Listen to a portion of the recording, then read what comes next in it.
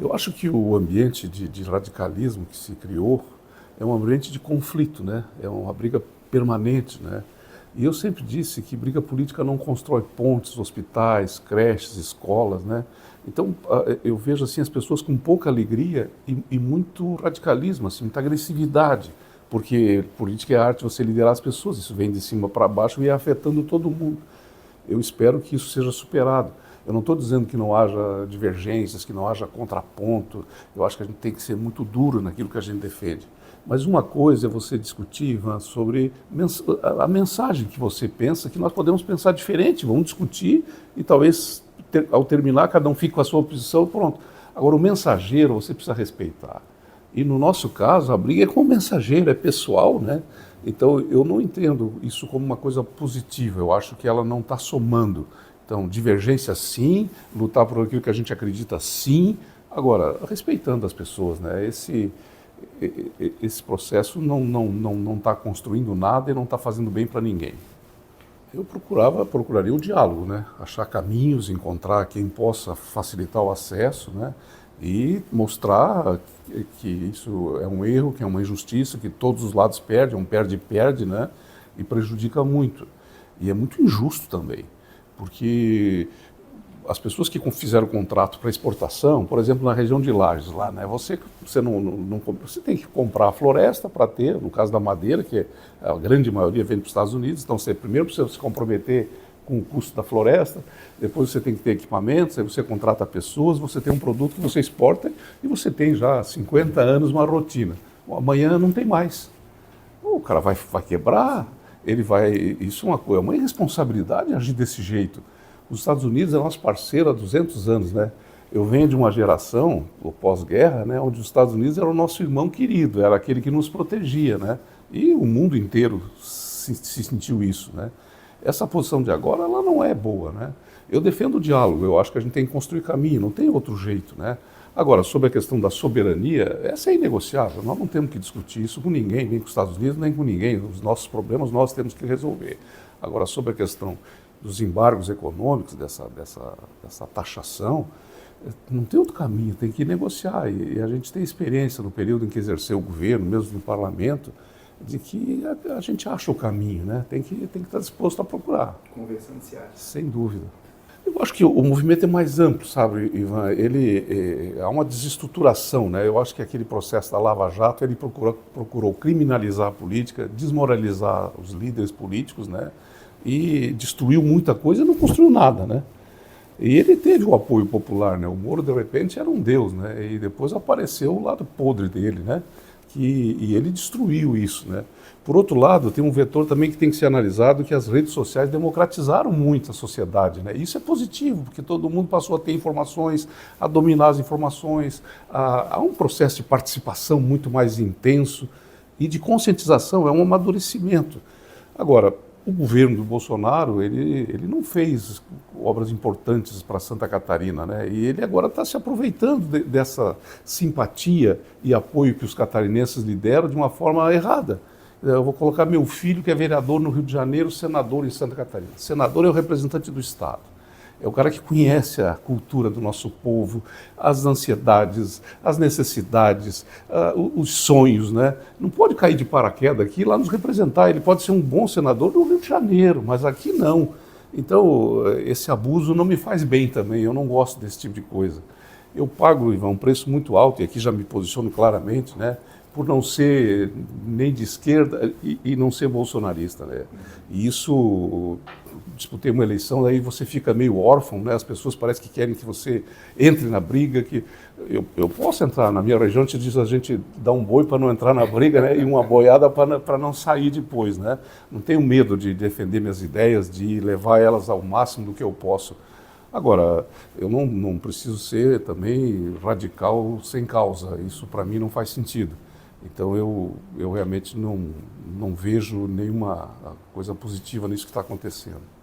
Eu respeito, alguns foram porque se identificaram com aquele momento. Eu quero mudanças, eu luto por elas, né?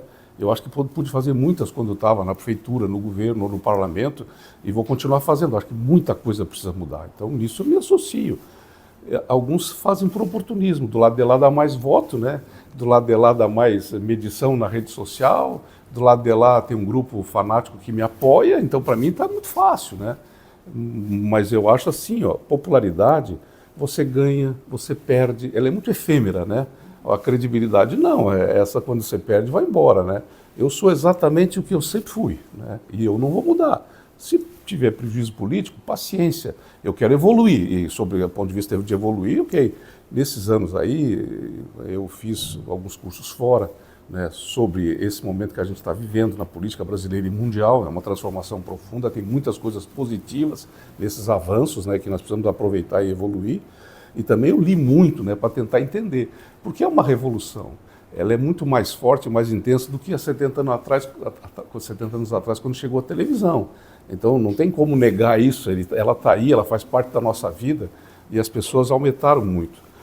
Quando eu fiz o curso de Ciências Políticas na Alemanha, o que as pessoas colocavam claramente, isso há alguns anos atrás, era: o processo tem 3 pilares de sustentação: a mobilização, que é quando as pessoas se inquietam, elas querem construir uma coisa nova, elas querem mudanças, né? Isso é o quadro nosso, né? E aí elas começam a se organizar. E o terceiro nível é a conscientização. Tá bom, mas eu quero mudar o quê? Com quem? Para onde? Com que intensidade? Em qual hora? Isso é uma evolução. Claro que tem um estágio. Então nós estamos no meio dessa revolução, desse conflito, e aí precisa ter um pouco de pessoas que tenham a capacidade de dizer: para só um pouquinho, vamos achar o melhor caminho, vamos discutir, vamos evoluir naquilo que é possível, no tempo que a gente é capaz, né? Porque a democracia, ela é um bem precioso, ela te dá uma coisa maravilhosa, a liberdade, né? As pessoas reclamam aqui lá, falta de liberdade. Não há um limite, um outro, um excesso, o outro, mas na grande maioria de tudo nós temos liberdade. Mas a democracia tem uma exigência também, é a responsabilidade, né? Você não pode afrontar ela o tempo inteiro, que ela não vai resistir. E esse é o desafio que a gente tem. Então, eu entendo que a minha contribuição é exatamente agir com essa responsabilidade e lutando por aquilo que eu acredito. Eu sinto que as pessoas começam a pensar numa terceira via e começam a indicar nomes já, não é? Até por causa da inegibilidade presente do Bolsonaro, que eu acho que dificilmente muda para a eleição de 2026. Então, as pessoas que estão nessa linha política e nas quais são muito parecidas com as minhas, né, começam a falar do governador de São Paulo, Tarcísio. Eu estou vindo agora de Brasília, lá o nome do Caiado tem bastante assim, repercussão. O Ratinho é um nome, né, que ele quer ser candidato, ele tem potencial. Então esta corrente começa a ter tratado os nomes.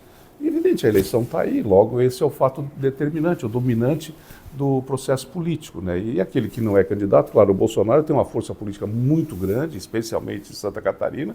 Ele vai ter um peso enorme na eleição para esse grupo político. E eu acho que existem nomes novos que tendem a ocupar esse espaço e que estão mais adequados a esse novo momento que a gente sente que começa a existir, de um pouco mais de temperança, um pouco mais... Queremos a mudança, queremos o resultado, mas queremos fazer de um jeito diferente.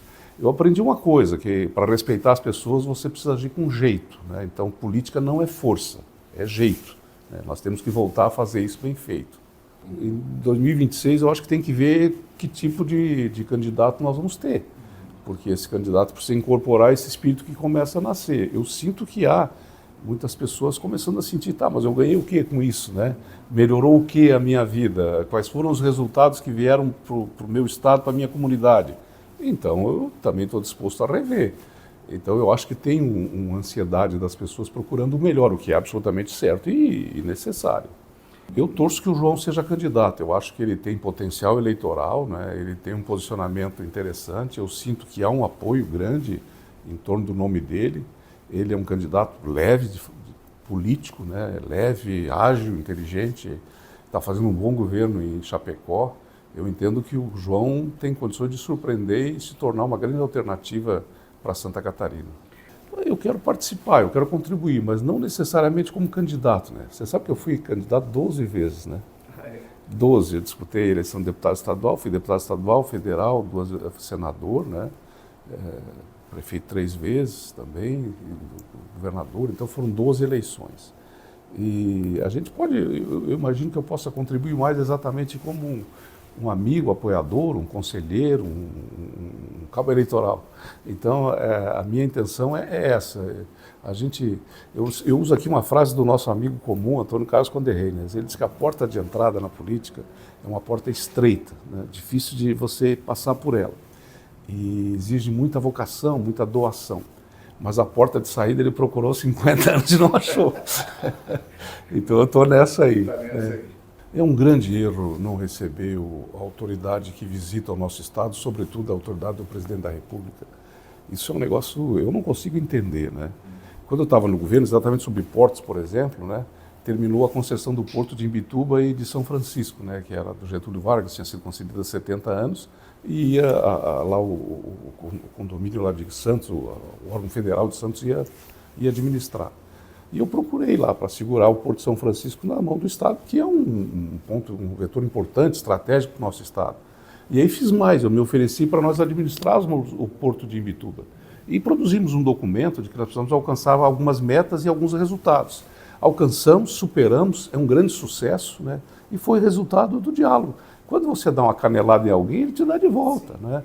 Então, nós conseguimos fazer muitas coisas em comum aqui com o governo federal, né? Porque quando você é eleito pelo povo, você não é eleito pela direita, pela esquerda, para frente e para trás, você vai representar todos, o Estado, né?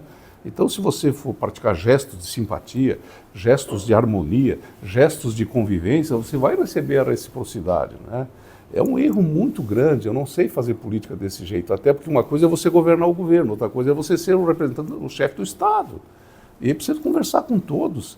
E olha, o diálogo, ele enriquece a pessoa, não empobrece. Ele melhora você, ele não te deixa pior. Ele faz com que você cresça. A gente sempre tem alguma coisa para aprender com o outro, né? A gente sempre tem condições de fazer troca.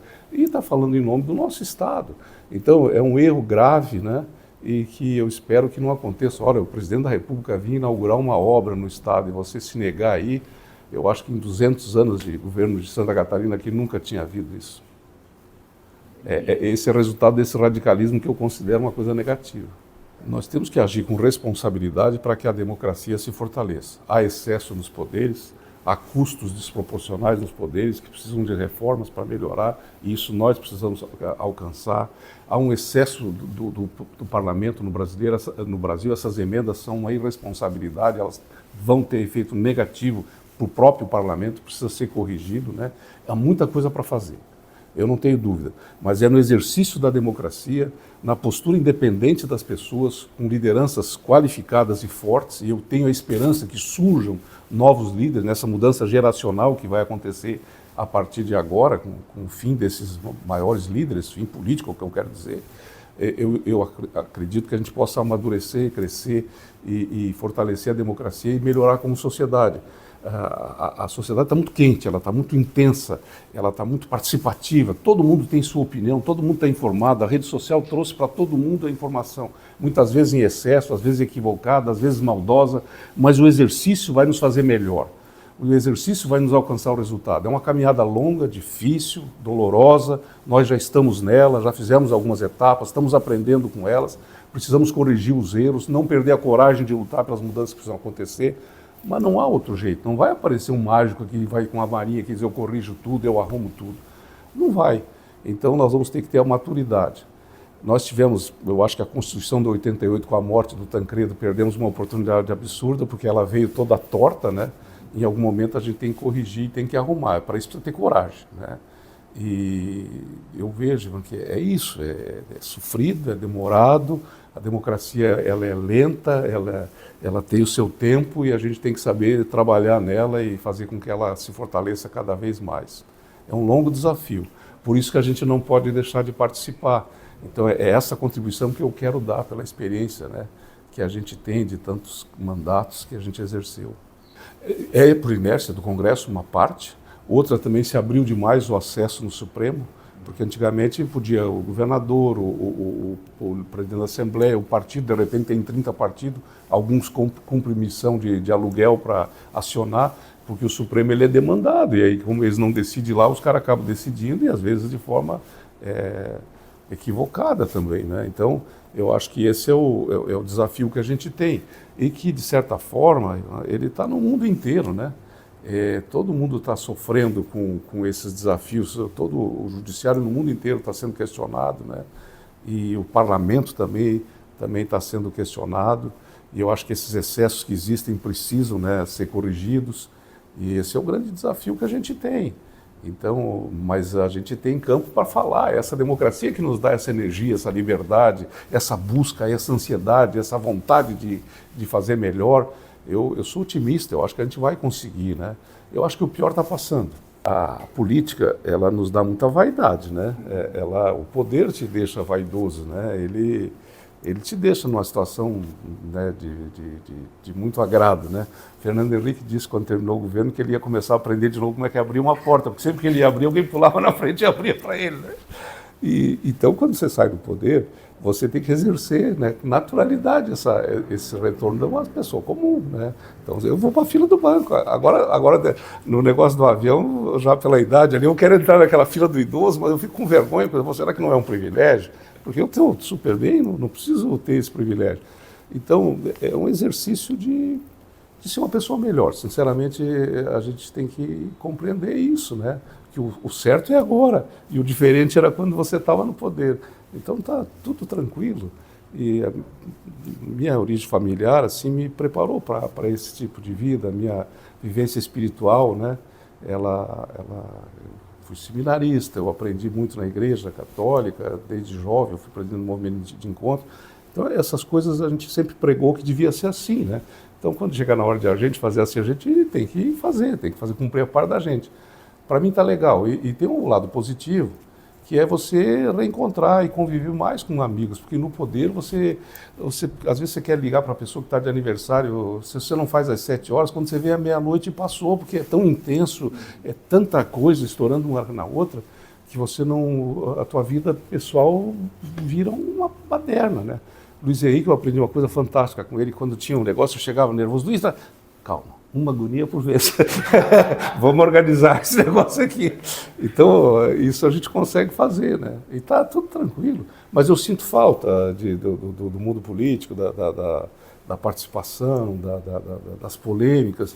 Então, eu quero dar a minha contribuição e acho que está chegando a hora de me dedicar a isso. Não desejo como candidato, mas tentar ajudar aquilo tudo que eu recebi das pessoas em tantas eleições, que foi o carinho e o apoio. Eu quero também dar um carinho e o apoio para aqueles que vão participar diretamente da eleição.